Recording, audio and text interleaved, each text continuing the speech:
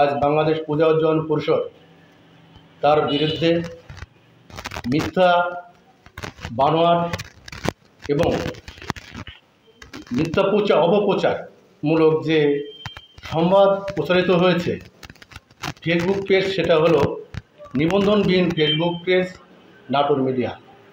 আজকে আমরা পূজা উন্নয়ন পরিষদ করে থাকি, এটা হলো স্বেচ্ছাসেবকমূলক প্রতিষ্ঠান।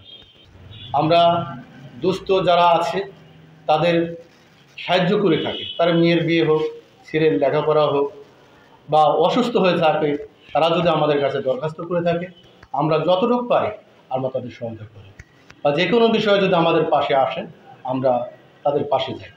আজকে যে ঘটনাটা ঘটেছে এটা অত্যন্ত ন্যাক্কারজনক ঘটনা। আজকে বড়াইগ্রাম যে 47টি পূজা হয়েছে, এই 47টি পূজার মণ্ডপ থেকে নাকি বড়াইগ্রাম থানা পূজা উন্নয়ন পরিষদ আপনার 47,000 টাকা চাঁদা কথা বলেছে। কতিপয় সাংবাদিক আপনি নাটোর নিউজে লিখেছেন, আমি তার প্রতি আবারও ঘৃণা জানাই। আজকে আমরা এই সংগঠন আজকে নয়, আজকে 95 সালে আমাদের সভাপতি ছিলেন স্বর্গীয় বিরাজবাবু, তিনি সংগঠনের সে সময় সভাপতি ছিলেন। তখন এই আমাদের সংগঠনকে গতিমান করার জন্য স্বেচ্ছায় বড়াইগ্রামে যারা যত আমাদের মন্দির আছে, বাৎসরিক যে মিটিংগুলো হয় তার ভিতরে এই পূজার ভিতরে সকল মন্দিরের লোকজন আসে এবং আমাদের সদস্যবৃন্দ সবার বেশি হয়।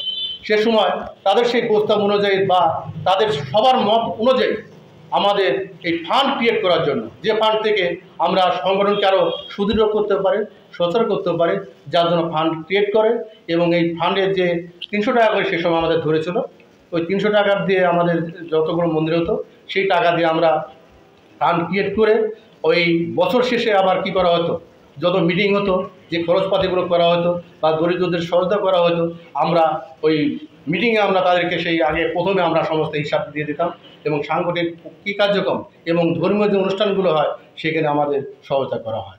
এইখান থেকে আমাদের যারা সংগঠন করি আমরা পকেটে টাকা খরচ করি। আজকে আমরা যে ঘরটা খুলেছি, মানে আমরা যে অফিসটা নিয়েছি, এটা হলো আমাদের ব্যক্তিগত টাকায় আমরা পরিচালনা করি, নট আমাদের সেই ফান্ডের টাকা।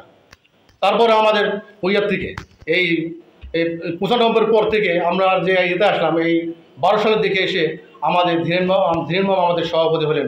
তিনি যখন হলেন সভাপতি তখন 500 টাকা, আমাদের ওই টাকা খরচে হয় না, 500 টাকা করেছিলেন, ঠিক আছে। এবং সবার ও সম্মতি সাপেক্ষে আমাদের যে ডিও চাল নেওয়ার কথা বলা হয়েছে, আমরা সেই ডিও চাল আমরা নিই না। আপনি যে এবারে যে পূজা হয়েছে, এই পূজার যে কথা উত্থাপন হয়েছে, ডিও চাউল থেকে এটা 1000 টাকা ওই চাঁদা নিয়েছে। আমাদের যে বড় এই যে আমাদের যে মন্দির কমিটির সভাপতি সম্পাদক আছে, আপনারা বলেন তার কী উত্তর দেয়। কতিপয় মানে ব্যক্তিরা যে এখানে সই নিয়েছে ভুল বুঝে নিয়ে, তারা আজকে আমাদের মানে বিভ্রান্তি করার জন্য, আজকে এই সংগঠনটা সচলের থেকে কি অচল করার জন্য, মানে আমাদের এই যে আজকে এই যে ফেসবুকে যে ইয়েটা আপনার প্রচারটা করেছে আমাদের বিপক্ষে।